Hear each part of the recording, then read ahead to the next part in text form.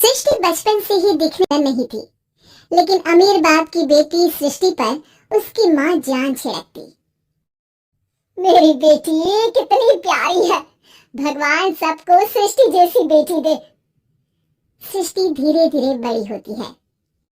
एक दिन सृष्टि की सहेली कहती है, तू दिखने में कितनी अजीब सी है, लेकिन मैं जानती हूँ हम सब में सबसे अच्छी शादी तो तेरी ही होगी।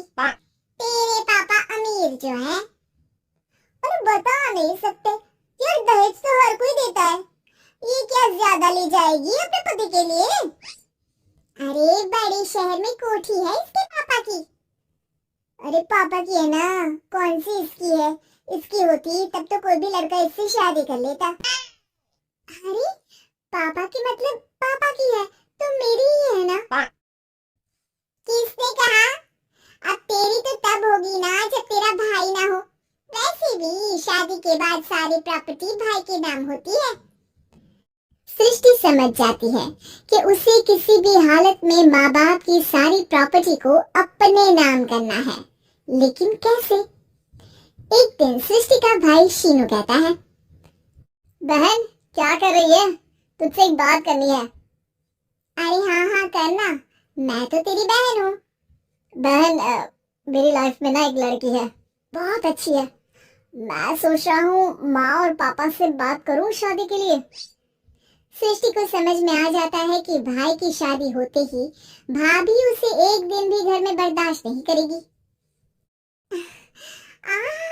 क्या बात है भाई, बताना कौन है वो? यार वो बहुत अच्छी लड़की है, पढ़ी लिखी है, मेरे साथ जॉब भी करती है। बस एक प्रॉब्लम है। प्रॉब्लम? क्या प्रॉब्लम है भाई? यार वो शादीशुदा है, लेकिन उसके पति ने उसे सिर्फ इसलिए छोड़ दिया क्योंकि उसके माँ बाप दहेज नहीं दे पाए। सृष्टि ये सुनकर न जाने क्यों खुश हो जाती है। अरे भाई तो क्या हुआ, लड़की तुझे तो पसंद है ना? शीनू को लगता है कि बहन उसे समझ रही है। वो इस बात से अनजान होता है कि उसकी बहन की मंशा पूरा घर हड़पने की है। सृष्टि अपनी माँ से कहती है, मम्मी मुझे तो बहुत चिंता है, पता है शीनू क्या कर रहा है? अरे क्या कर रहा है, वो तो काम पर जाता है और वापस घर आता है। नहीं ना माँ, वो यही तो नहीं कर रहा, बाकी सब कर रहा है।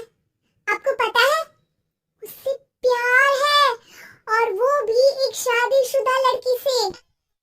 ये क्या हो गया, मैं सोसाइटी में क्या मुंह दिखाऊंगी? अरे तेरे पापा तो यही कहेंगे कि मैंने ही उसे बिगाड़ दिया है। माँ देखो, मेरी बात मानो, पापा पर भी विश्वास करने की जरूरत नहीं है। अब आप ही बताओ, पापा इतनी देर घर के बाहर रहते हैं क्यों, बोलो? अरे बेटा वो तो नौकरी करते हैं ना। तू बहुत भोली है माँ, पापा का ऑफिस तो 7 बजे खत्म हो जाता है, लेकिन देखो कितनी देर से आते हैं। अरे नहीं बेटा, ऐसी कोई बात नहीं है। सृष्टि माँ को एक औरत से बात करते पिता की फोटो दिखाती है। देखो माँ, कैसे हैं पापा? मैं ना कहती थी कि पापा सही नहीं है। मैं तेरे पापा से बात करूंगी, दे फोटो मुझे। ओ माँ, वो तो डिलीट हो गई। लेकिन चल, तूने तो देख लिया ना, पापा से बाद में बात कर लेना, और हाँ मेरा नाम बिल्कुल मत लेना। हाँ माँ। अब क्या था, सृष्टि की माँ और पिता के बीच झगड़ा होना शुरू हो जाता है। सृष्टि के मन में क्या चल रहा था कोई नहीं जानता था। एक दिन माँ, सृष्टि के लिए एक लड़का देखा है, वो लोग शाम को उसे देखने आने वाले हैं। और हाँ माँ, एक खुशखबरी, मैं और पापा मिलकर एक नया बिजनेस ट्राई कर रहे हैं। शाम को लड़का आता है, सांवले रंग का। सृष्टि को तो बिल्कुल भी पसंद नहीं आता। लड़की की माँ कहती है, लड़की का चेहरा तो कोई खास नहीं, लेकिन अगर मेरे बेटे को आप लोग सेटल कर दे तो मैं उसकी शादी आपकी बेटी से करवा दूं। सृष्टि को लड़का बिल्कुल पसंद नहीं था, उसे भाई पर गुस्सा आ जाता है। लड़के वालों के जाने के बाद कहती है, माँ देखा शीनू मेरे लिए कैसा लड़का लेकर आया, न दिखाने लायक न सुनने लायक, सेटल भी नहीं, वो भी हम करे।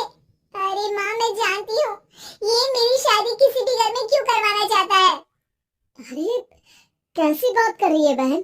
तूने तो देखा ना, लड़के को मैंने ही मना कर दिया तुझसे शादी के लिए। जिसने लड़का बताया था उसने उसकी बहुत तारीफ की थी। बात आई गई हो जाती है, लेकिन सृष्टि का मन शांत नहीं होता। क्या करूं, कुछ समझ में नहीं आ रहा। मेरी शादी हो गई तो ये लोग पूरी प्रॉपर्टी शीनू के नाम कर देंगे। मेरे हाथ तो कुछ लगेगा ही नहीं।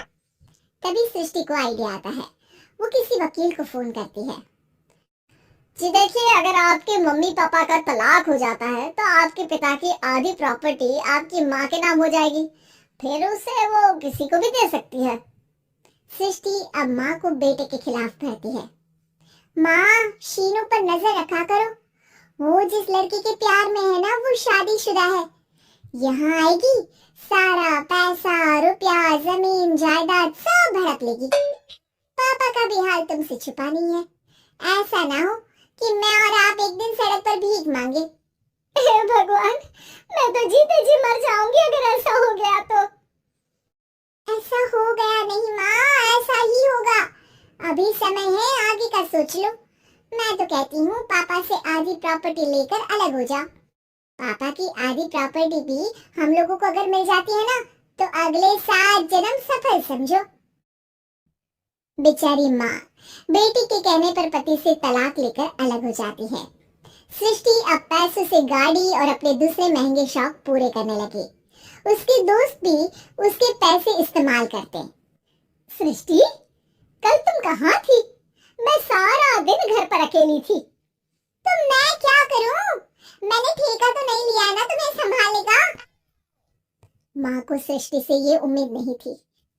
वो बैठकर रोने लगती है। वहीं उसका पति यानी कि सृष्टि के पिता आ जाते हैं। मैं जानता था कि तुम्हारा यही हाल होगा, तो आपने मुझे रोका क्यों नहीं? मैं रोकता तो तुम रुकती क्या? सृष्टि के कहने पर तुमने मुझ पर अपने बेटे पर शक किया, लेकिन तुम ये भूल गई कि कैसे हम दोनों ने मिलकर जीवन में इतना सब खड़ा किया। माँ पति के गले लग जाती है। मुझे माफ कर दीजिए, मैंने आपकी कमाई का एक बड़ा हिस्सा गवा दिया। कोई बात नहीं, तुम साथ हो तो मैं ऐसी 7 प्रॉपर्टी खड़ी कर दूंगा। तभी वहां सृष्टि आ जाती है रोते हुए।